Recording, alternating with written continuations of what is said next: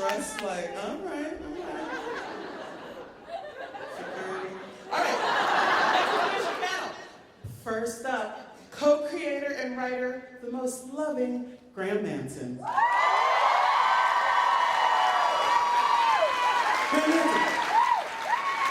Co-creator and director, the adorable John Fawcett.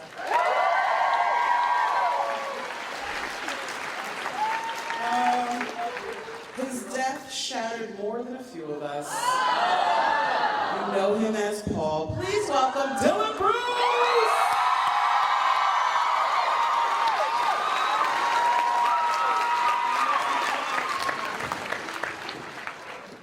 Our next panelist, creep the out of us, is Rudy, Seth, Miller, Parsons, Mark.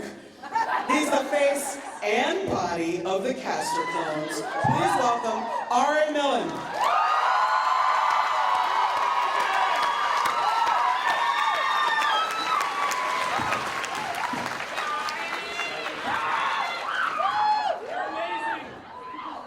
He's the bumbling but lovable backbone of the Hendrix family.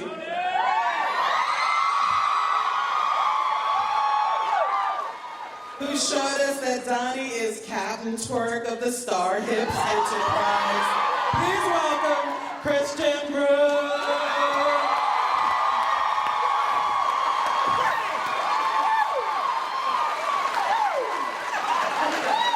Hey, everybody.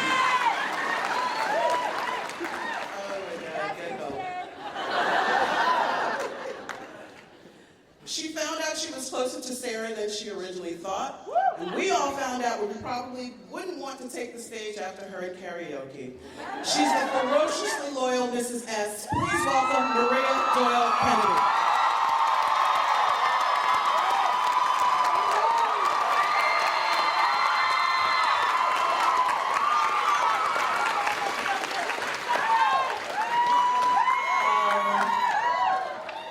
The love of my life, next to Christian.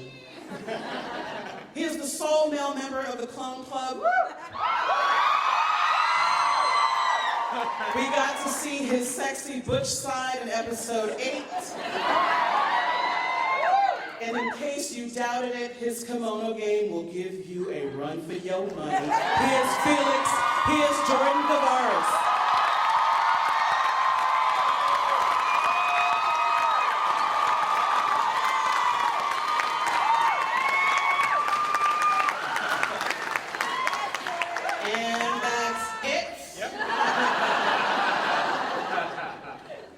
She is one of the most talented performers working in television right now. I thought I'd seen it all with Sarah, Helena, Allison, Kasima, Beth, Katja, remember Katja, the red lady? Rachel, Tony. And then she blew my mind with Crystal, the ditzy but surprisingly intuitive, sweet, tortured nail technician. She is the Leader Project. She's the reason we buy any of this insanity. Please welcome Tatiana Maslany.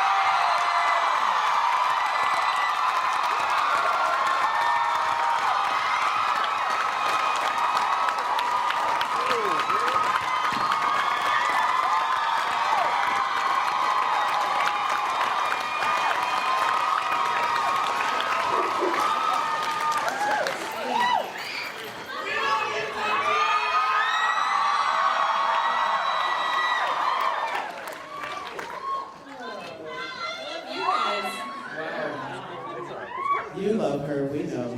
You're not the only one. So we want to thank the cast for coming, for taking the time, because everybody's super, super busy. So much so, Todd is getting on a, call her Tyler. You know, whatever, no big deal. Okay. Tatiana's getting on a flight, she's getting on a helicopter to get to a flight right after this, so. Which is the coolest thing that's ever happened to me. It's very Mission Impossible. San Andreas. So, you guys saw it, I saw it. I love that movie. We are very, very grateful that you made it. I'm so happy to be here, guys.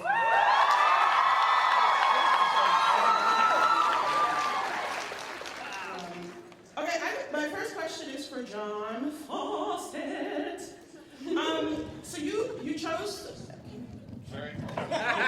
Yes. You chose to start the season opener with a Pretty in Pink Pinterest-worthy baby shower, which included 4 clones.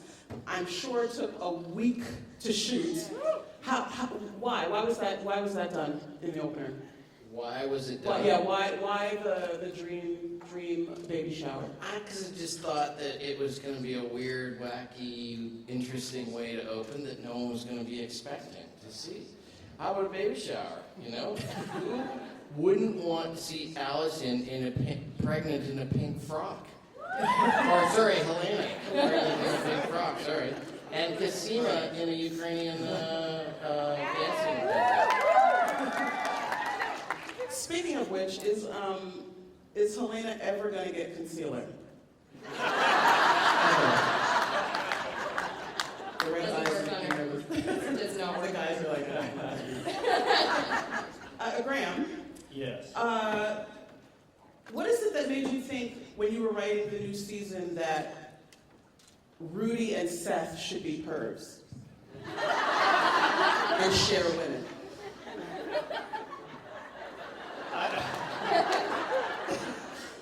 Because they're really fun to kill then? Is it what? They're fun to kill. I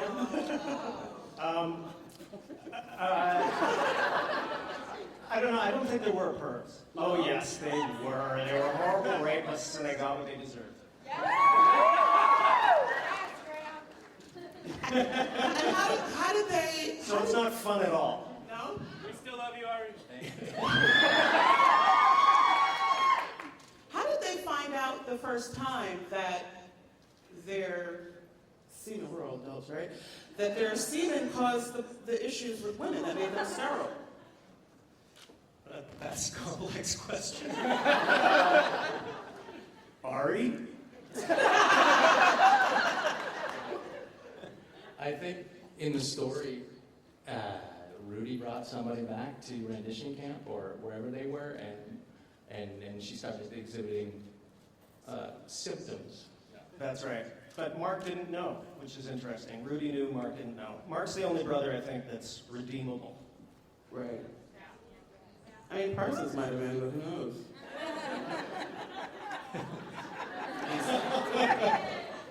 You've given this a lot of thought.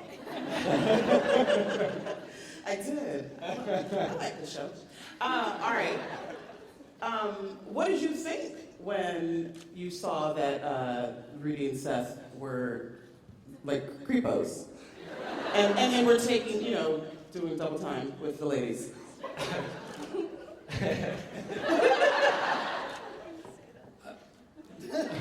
Careful.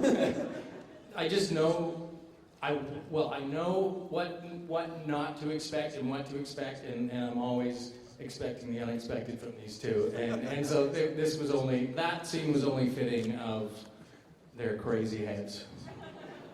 It's a clown show. So why not? The season was all about family, right? It was. But I also wanted to, I'm curious with regard to why it seemed like only Rudy and Seth claimed brotherhood. I didn't see it with obviously Mark wasn't with them as much, so you didn't get to see them together. But with Miller was militant, oddly enough, because he's always militant. But I didn't see that brotherly thing. Why did you choose to only have Rudy and Seth share the brotherhood? I think it came down to just time in the show. But Miller, trying to differentiate all these guys who grew up together was my challenge this season. And for me, what I decided Miller was he was trying to rise through the ranks of the military as best he could. So he was the most soldiery of them all. So he was less likely to act out. He was less likely to... Is anyone else hearing this weird echo? He was less likely to be familial, I guess. But you saw the relationship between Mark and Rudy, and just like a lot of families, there's a lot of animosity and things that need to be smoothed out. So Rudy and Seth certainly had that brotherly love, but I think deep down the connection between Mark and Rudy was probably the strongest. It was, okay. Good enough, I'll take it. So right now, we're going to give you all a treat. More twerking! More twerking. That came out so fast. I mean, it was like instantaneous. We're gonna show a quick video of the blooper reel.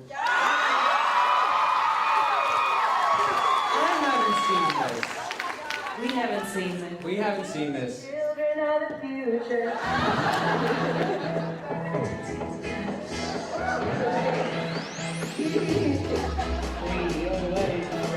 I'm wearing my coat. Because in Chimera, each still clean.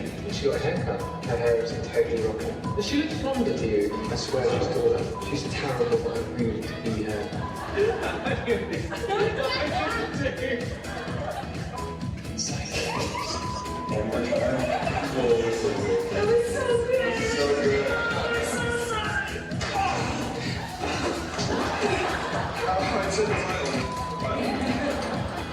Yeah, that's good. Yeah. Sorry.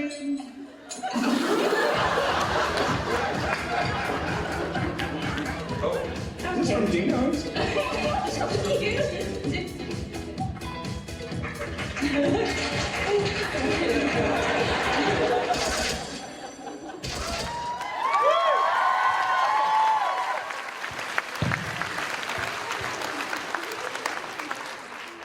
You're not that serious. We like to have fun. So many meltdowns in that dinner scene. Oh my gosh. How long did that scene take? 3 days? 2 days? 2 days. 2 days. That's it? Yeah. God bless. But like 18 hours of the day. Like we didn't, like we're shackled. There's chains. There were chains. There were chains. Dylan. Hey, Retta. Hi, Dylan. Hi. What was your reaction when you read the script for episode 6? Certain agonies of the battlefield. All I thought, Retta, was going out like a boss.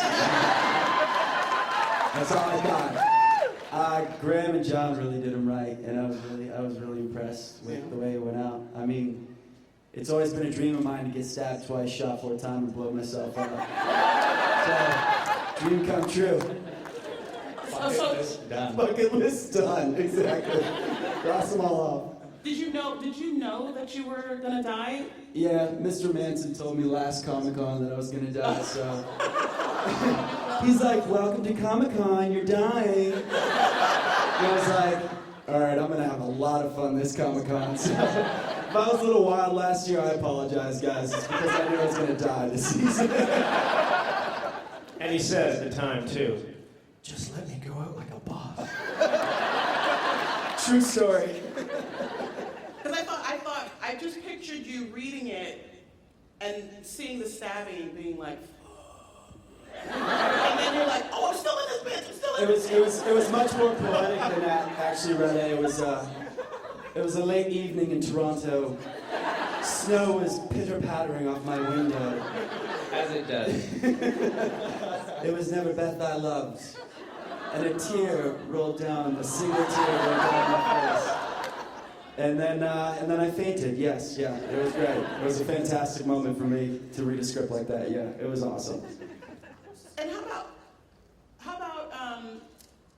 I kind of felt that Paul was kind of douchey. I mean, he was kind of douchey.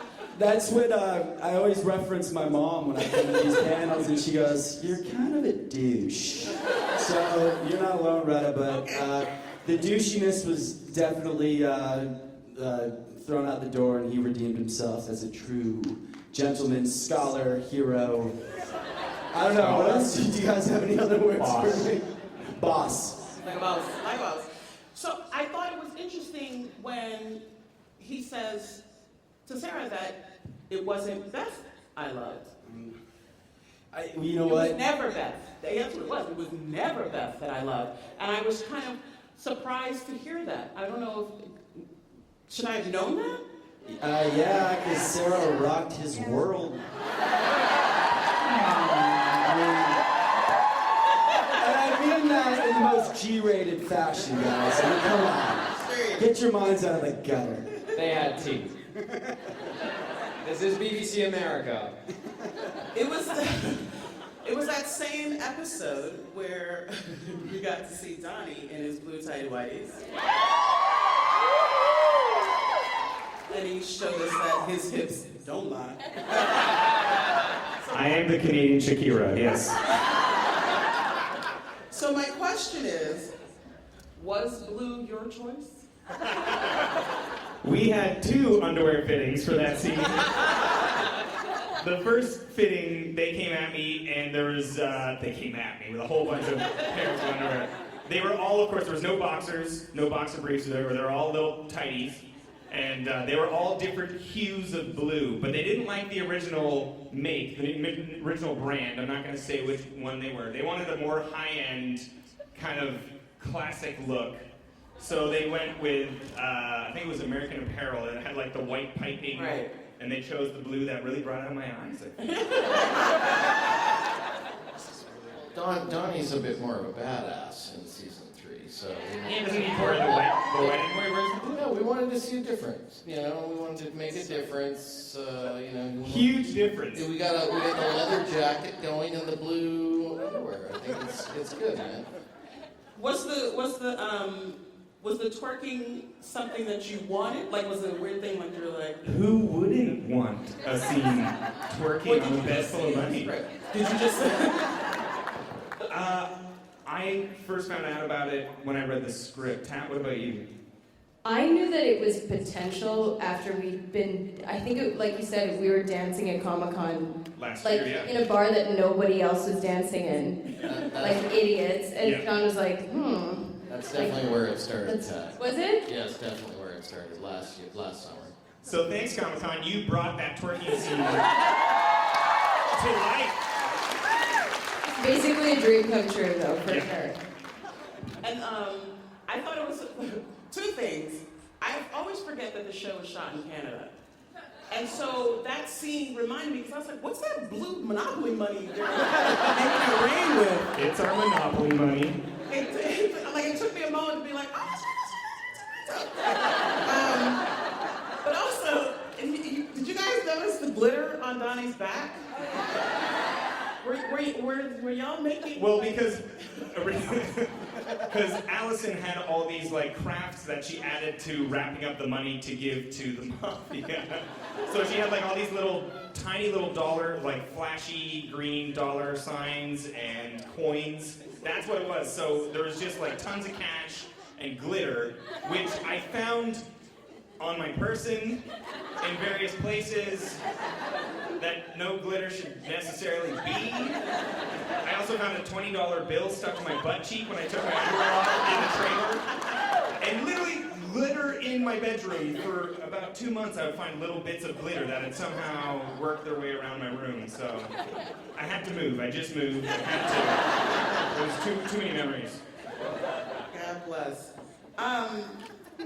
So, Maria. Maria.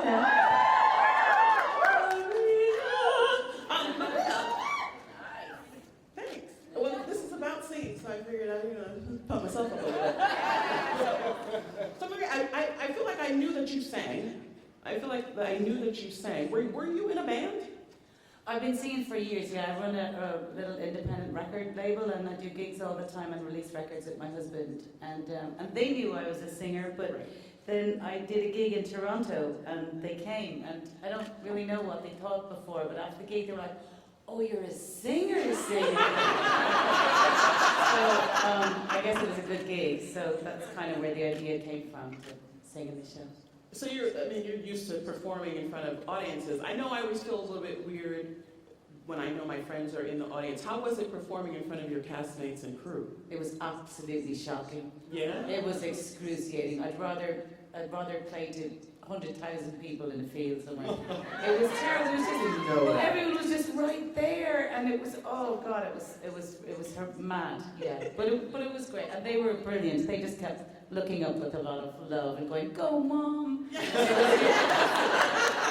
that was really cool. It was fabulous. I was waiting Oh, for it. thank you. I was like, I'm glad to see the softer side of Mrs. S. Because Mrs. S is always like about to. Let your hair down, girlfriend. So one of my favorite moments this season was when Felix goes to the salon. To steal Crystal's identity. Because I thought, for one, I loved this. I loved everything about the scene. But I thought you were so sweet with her. You know, you were so sweet, and I love the connection. And I don't know if that's because you do so many scenes with Tatiana, and so you guys, it's probably easy. But I feel like I would be thrown every time she's wearing a new wig. But you were so sweet and so loving. Was it your choice to go butch and flirt a little bit, or was that just in the script? Well, Retta. Some of it was in the script, because there's a little bit of that, you know, playful, flirtatious banter. But then, a lot of the times, Tat and I won't the dream is that you sit down to do something, and you don't know 100... Oh, there's a dog down there? Oh my god. Hi, Bubs. What kind of dog is that? Oh, he's so cute. I know. Oh. Guys, I say hi to dogs when I meet that's what I do. I don't talk to the owners, I just talk to them. In any case, the dream is that you sit down and do... Oh, man. The dream is that you sit down and do a scene and you don't know 100% what it's going to be. You don't know where the scene's going to go, and you hope that you're relaxed and open enough that it'll kind of play you. It'll take you in a direction maybe that you didn't even expect that the scene was going to go in. And Crystal is so sweet, and Crystal is so naive and so well-meaning, and it's impossible because Felix is so empathic for him to sit down with this girl when he knows he's about to do something really bad. I mean, he's taunting her. He's taking her. Like, if I did that in life, I'd be arrested. I'd also get caught because I'm. But you know, I think he felt bad for her. So it was. Yeah, I think it was just impossible not to find the kinship. And obviously, because you know, Tad's a friend, and we've known each other now for a long time, so that kinship is there. I just thought of something. You know, you all completely adore Tatiana, right? So do we. So much so. But they were saying to us today, we did one interview this morning when Tatiana was doing something else. They said, "Is there one bad thing you can think of about her? Is there one flaw?" And we couldn't think of anything. And I just thought of one. Go on. Occasionally, she just lets one off. She has a big fart.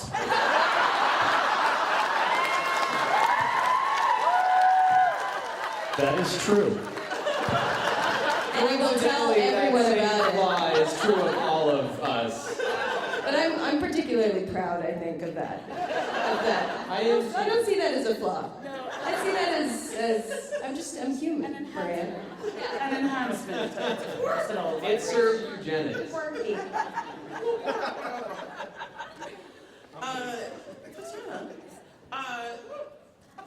I loved Crystal. Killing themselves down there like teenage boys.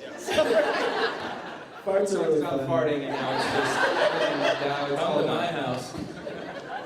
I loved Crystal. She was darling. She was so funny, but she was so sweet. And I wonder, whenever you see a new clone in the script, do you find out before the season starts, okay, we got 4 new ones coming in, so we're gonna need you to start practicing your Japanese accent. Do you know beforehand? Is there a panic kind of thing, or you're at the point you're like, all right, I'll figure it out? I I'm really open to whatever they're gonna throw at me, and it's always been different how the clones have kind of come out. We didn't know. I don't think we knew Crystal was gonna be a thing until I was shooting the scene with Ari in the elevator, and sort of dressed as Crystal, and I think she was just gonna be like a one-off sort of deal. And then I was really into the Kroll show at the time, and was so obsessed with like publicity. And so I was just walking around doing that voice and just trying to be Jenny Slate. And they were like, oh, that's cool, let's make that into a character. So she sort of came out of a joke and out of like a kind of, thing, caricature. But the fun thing was trying to find her humanity and try to, bring her to the ground a little bit more. And she's definitely somebody who I would have judged from the outside as being a certain, you know what I mean? I would have, thought she was something that she probably isn't. So it was fun to kind of dig into that. And going back to that question before, wasn't Crystal originally the woman that they found out that the caster clones were poisoning? Wasn't it through that character?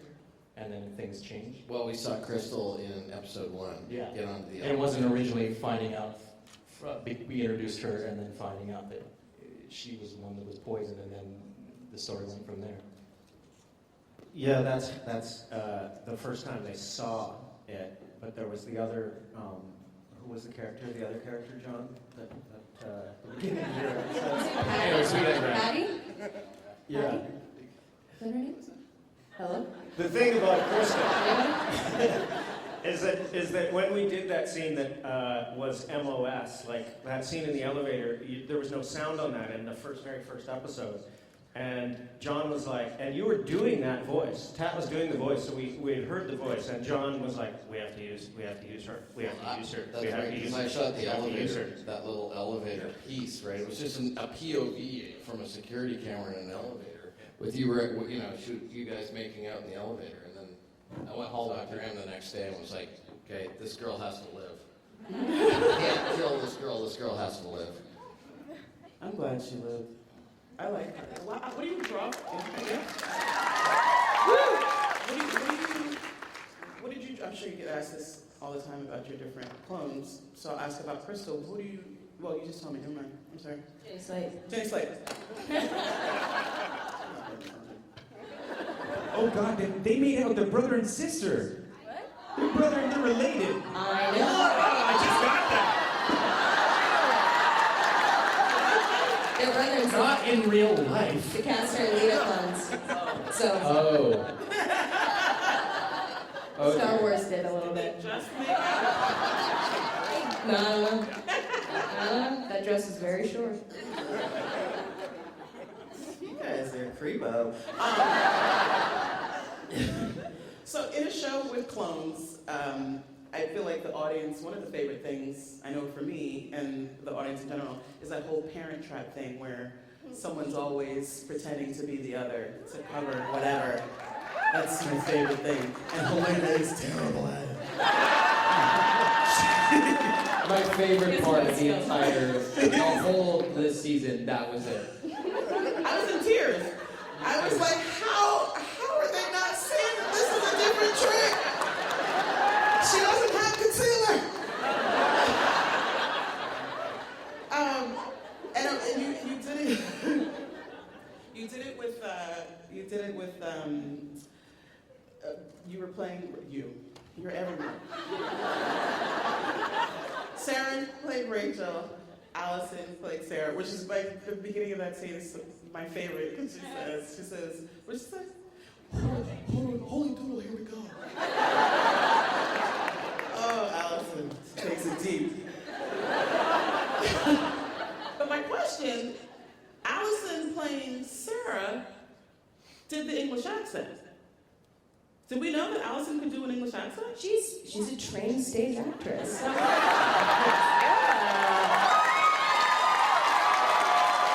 We did know though because of season 1, episode 4. Oh, for Christ's sake, this is what I was ready. I was like, hey, let me model, I can't remember. So what happened for season 1? She played the Allison, Remember played Sarah. Felix comes over and does a makeover. He's always doing makeovers. Yeah. He's training her and she's like, the Ryan fine. And he's like, something about Eliza Doolittle. I don't remember the line. That's a lie. I do So remember she's, the line. I was gonna say, she's honed it since then. Yeah. Okay. Oh yeah. Glendale Community Theater, guys. But I also enjoyed when Cosima was covering for Allison. He's also terrible at it. Because Casima's not an actor. She's not a manipulator. She's just like, I love science. Like, why are you making me do this? She says, as a lesbian, supporter. Which leads me to ask John and Graham, Orphan Black is a very LGBT positive show.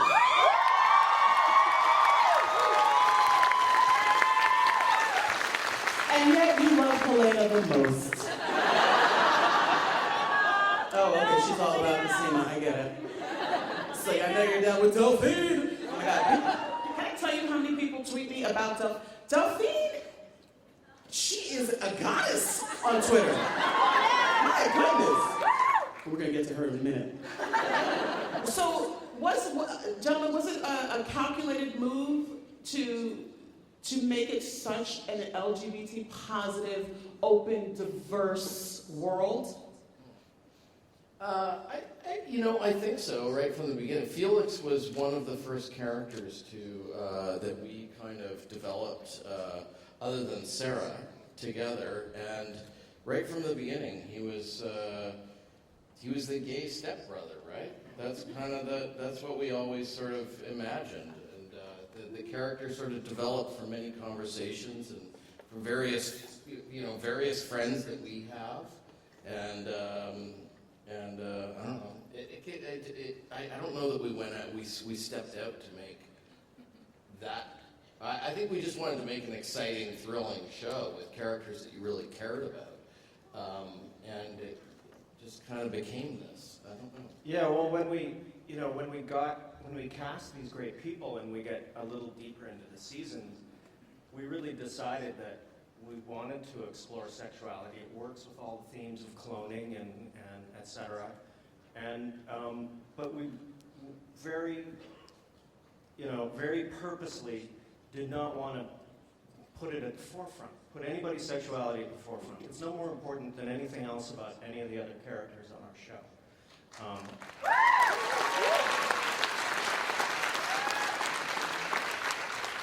So, I think that's really become a kind of a mantra for us, and I think television is getting much better at sexual representation, and well, not much better, but better, and we should be beyond it. We should be beyond asking or caring, and I think maybe that's what we're trying to do.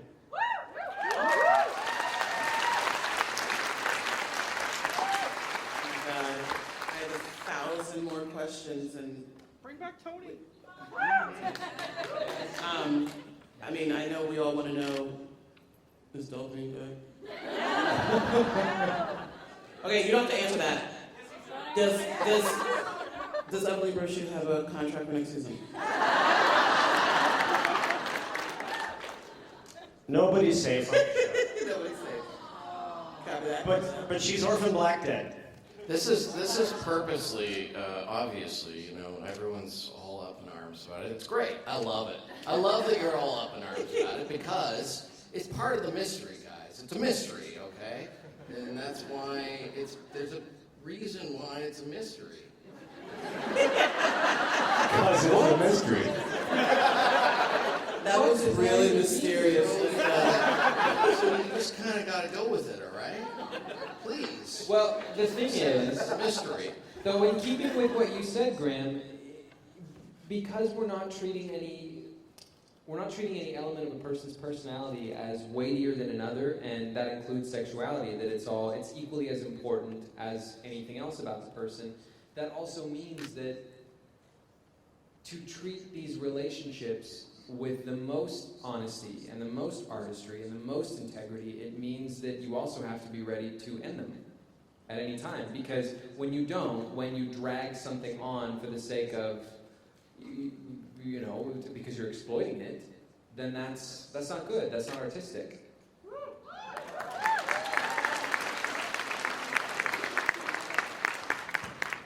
The world still wants Delphine back, though. All right, so I've gone longer than I'm supposed to. We're supposed to take questions from the audience now. Sweet. So let's do that. I believe they're gonna put some lights on a little more. Hello. Hi, thank you all for being here. This show is absolutely wow. amazing. That's so many of you. Hi in the back. Oh my Lanta. We did not know there were this many of you in here. Sorry, back to the question. So thank you all for being here. This show is so smart, which makes it so good, and the cast is all just phenomenal. My question is for Tatiana. You are my favorite actress on TV. I don't know what the award shows say, but there was a moment in season 1 when we thought Helena was dead, and all of a sudden that music came on, and I went, immediately my head said, oh, they got that actress back. So thank you. My question to you is, I know that you were supposed to do a show in New York City and you had scheduling conflicts, so I'm just wondering, I'm from New York City, I'm wondering, is it in your bucket list to do live theater in New York City? Oh my God, absolutely. Like that you know, the scheduling thing was really a heartbreak for me because theater is where I started when I was a kid, and it's still the thing that really turns me on the most in terms of having the interaction with the audience and sort of getting to create a story in front of people, with people, and you know, the audience is so involved in that process, and you're so bare up there, you know, so to me it's the most thrilling thing on the planet, so yeah, absolutely. And New York is like, yeah, forget about it. Forget about it? Forget about it. I will be there the first preview. Thank you. Hi, so as a queer woman, thank you Graham and John and Tatiana for Cosima and Felix and everyone, and as someone who suffers from mental illness, thank you for Allison and Beth and probably more broken people you will introduce. So just, this show means so much to all of us because of these amazing characters. And I was wondering, like, what kind of amazing fan interactions have you had? I know there was a girl last year who like broke down about Cosima and just thank you. I just wanted to say we have Orphan Black's #1 fan, very special fan in the house today, Damien, who's joining us today, who we got to meet backstage. So can everybody give it up for Damien real quick? Thank you. Damien's over here. #1 fan right there.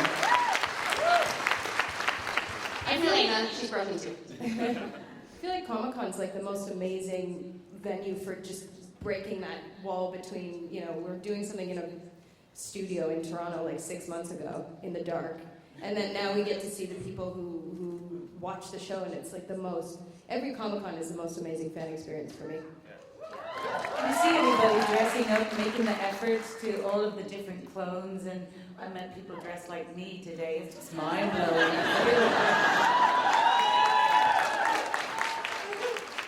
And it's Clone Club's interaction with each other too that's that really shines for us. It's not just, you know,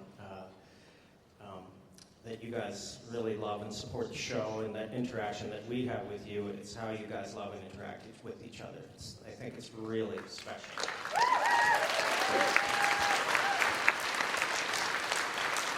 Who's next? Hello. My name's Erin. I'm one of the admins of the Facebook Clone Club.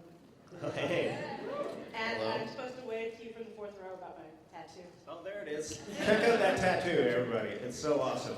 It's the... You can come by and I'll sign autographs for you. My main question was going to be about Kofi, but I think you guys kind of handled it. I just kind of wanted to know if there's hope going into season 4 and 5. But Sammy, my co-admin on Facebook, wants to know if there's going to be a prequel with the European clones and like the story before Katya came. I know Tatiana must really want to do that. Oh my God, absolutely. That'd be amazing. And thank you very much. Can we shoot it in Europe? We've kind of always talked about Helena's backstory a lot. That's sort of something. I've always wanted to see her put out the eyes of the nun. My sister Olga, while listening to Sugar Sugar. But we are doing, with our comic book series, because we have a comic book for some crazy reason, we're going to do a comic book series in the fall that's about Helsinki. So that's our next little project that we're going to do in the fall. And that's kind of like I kind of think it's like, because it's set when the clones are 17. So it's kind of like, like Clone Breakfast Club. The Finnish Clone Breakfast Club. With the kind of sick, tragic ending. It'll be great. Trust me. Can I play Emilio Estevez? Are you gonna play Christian? I'm gonna be the guy who's like the rocker. He's the badass. Sweet. Yeah. Who's Like a Anthony Finnish Michael version. Hall? Who's Anthony Michael Hall? Yeah. There you go. I think I'm playing Molly Ringwald.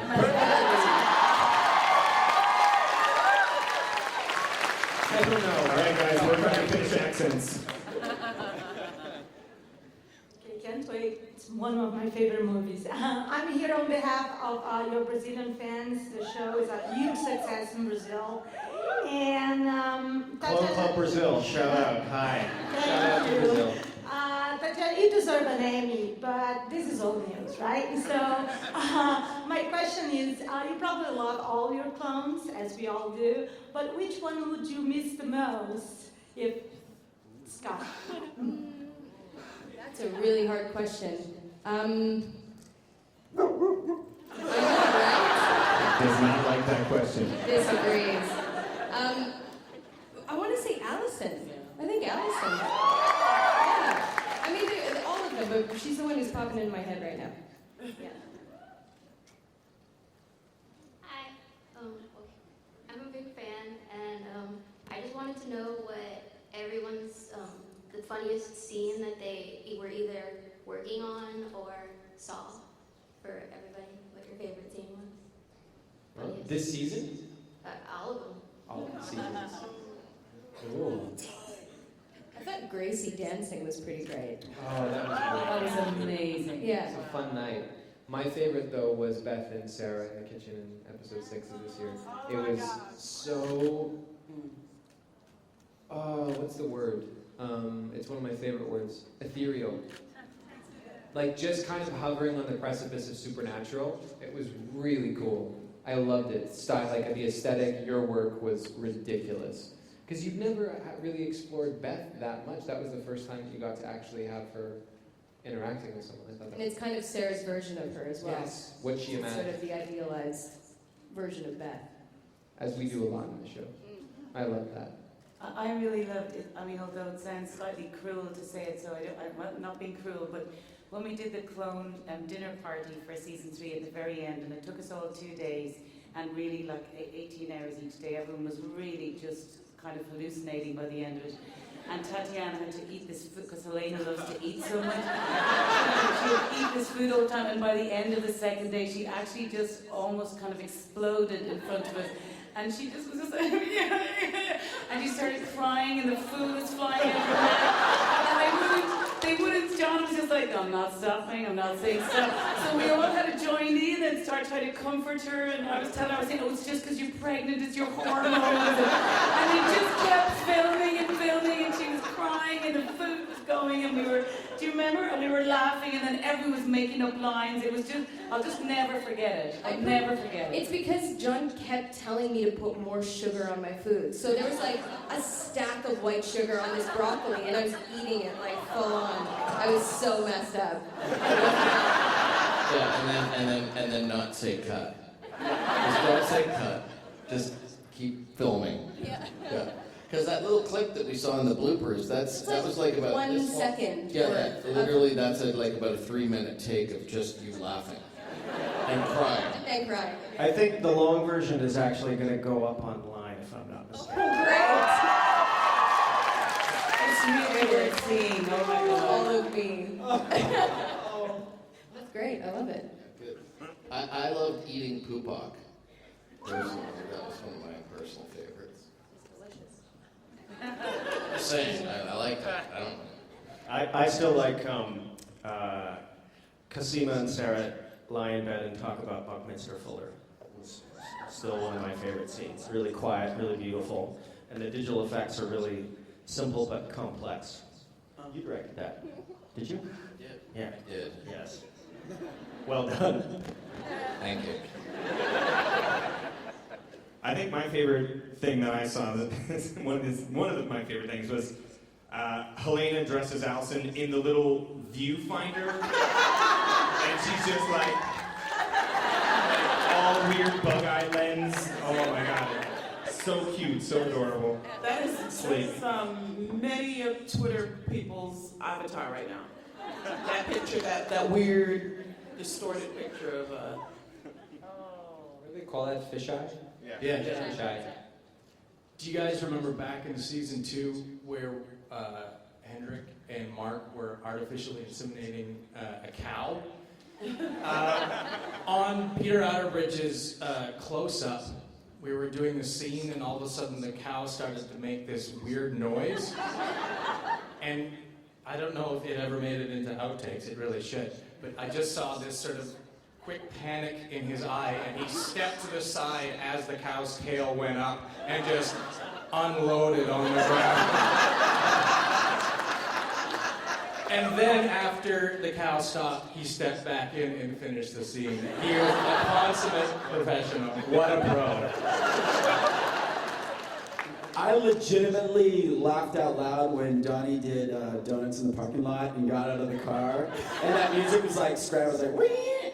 And he gets out, he's like, did you see that? And So wild in that car. All I did was just drive up and stop. It was amazing. And I have a request of you right now, Christian Broom. Can you get up and just turn around in circles and tell everyone, did you see that? Just do it. Just do it. Yeah! Did you see that? Yes! Oh my God. He never fails to impress me. Dylan, you always make me embarrass myself. No, my mother Just gets like, like, okay, after seeing that, we can go to the prom. I accept your invitation. I would totally be your date to the prom. Thank you. I would be your date to the prom. Let's make that happen, guys. Weird all of a sudden. Sorry, God bless him. What's mad? Can I give you guys thank you letters? Yeah, absolutely. Totally. Oh my god, look at the costume. Hey, look. It's Cosima, it's Ukrainian. It's Ukrainian Cosima. Yeah. You don't know how happy that makes John. That was the cosplay he wanted to see this con. It It is took true. me about 16 hours. I found a woman that made the costume in Ukraine, and I asked her to make it for me. Are you serious?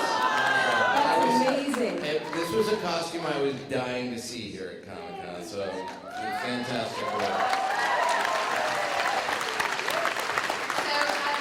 First, I am holding out hope for Paul because as a scientist, I didn't actually see it happen. I need proof. I love you. I'm sorry, he's dead. This is my swan song, guys, so it's the nice. No. Hey, but once you're in Clone Club, you're always in Clone Club. So you can't leave. And we'll always have Wrecking Paul. Yeah, Wrecking Ball. Have you seen Wrecking Ball, guys? Where it's a take on Miley Cyrus swinging on the wrecking ball, and it's Paul's face on Miley's body, and they call it Wrecking Ball. It's probably my favorite thing in the world. That and ice cream. So my question is about Kira. So you gave us a little nugget in season 1, but Kira is special. She heals fairly quickly. And then in season 3-2, we find out that just by a little bit of her tooth, we're assuming, she was able to make Cosima better for a longer period of time. Are we going to find out more about Kira and what her deal is and why she is so awesome? Indeed. Kira is obviously a really important element in the big picture of our story. So it's been, for us, that's been the slow burn and a slow part of the mystery. We have definite designs to play out more and get more answers about that particular question in season 4. So just I can say that, right? Yeah, you can say that for sure.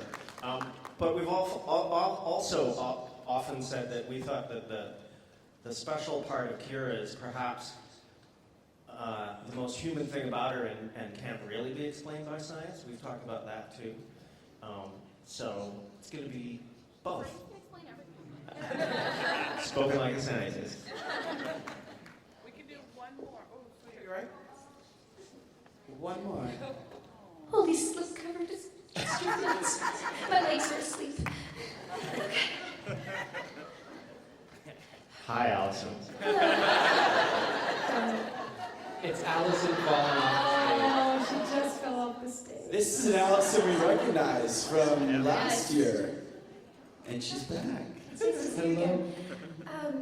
So that other people might get a chance to ask a question, I just wanted to ask, because of how this show is set up and the plot has sort of exploded and has gained such velocity that guaranteed there must have been some subplots or characters or character traits or relationships that have had to be sacrificed because they didn't serve the main plot.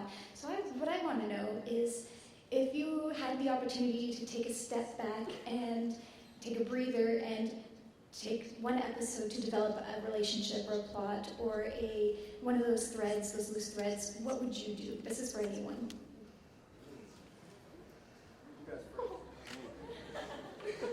Well, I'd love to do some more work with Alison Steadman, who's Kendall Malone, Mrs. S's mother. She's just such an extraordinary actress, and it would just be amazing to have more understanding of that and more chance to work with her. It's a bit selfish, but sorry. I'm selfish too. I want Tony back.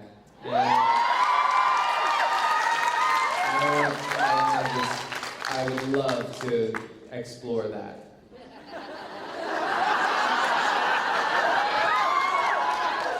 I would love to see more Bonnie. She's scary. She's super scary and such an amazing actress. That would be really cool. It's those white runners. Yeah. I would really want to go back in time and see what happened on the couples retreat with Donnie and Allison. And why they came back wanting to get a divorce. It's in the comic book. It's in issue number 3. I know, that's why it would be fun to play out. That's why we did it. It would be I really really fun to want to play see it happen. I want to see it live. And I kind of want to go to Hawaii. I'm in. I'm cool with that. Go to Hawaii? It's in a tropical place, I would say. Doesn't have to be Hawaii, but something tropical. Nope, Hawaii's good. Remember what happened when Happy Days went to Hawaii, okay? We are getting... Wasn't that the Brady Bunch? Full House. Oh, the Brady's. Went to Hawaii. No, the Fonz jumped the shark in Hawaii, wasn't it? Oh, yeah, you're right. We have one more video for you all before we have to wrap it up because people are stressed back here. Jeez. Okay, so we're going to show one more video. The Hendrixes thought bloody mayhem was buried in their past. Until horror moved in to stay. Walk a different path.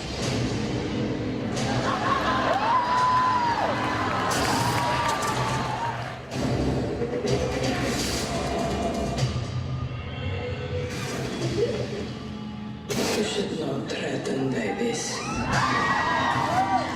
Get out of your house now.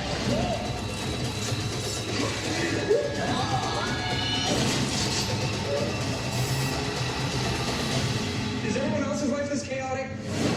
Domino is into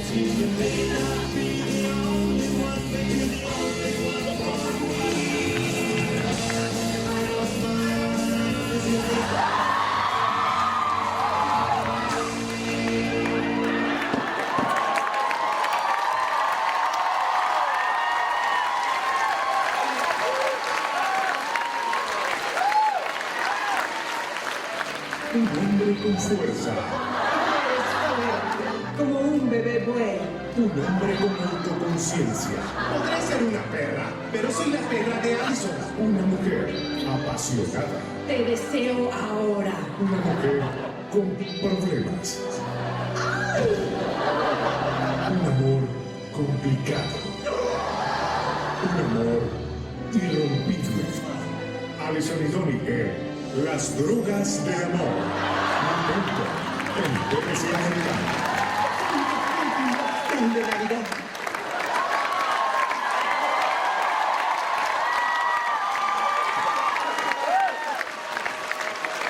So let's thank the panelists for coming today and giving up their time.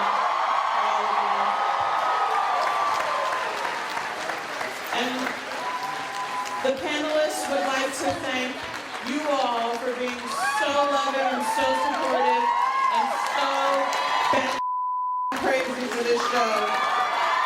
Thank you very much. Thank you, Tom. Love you.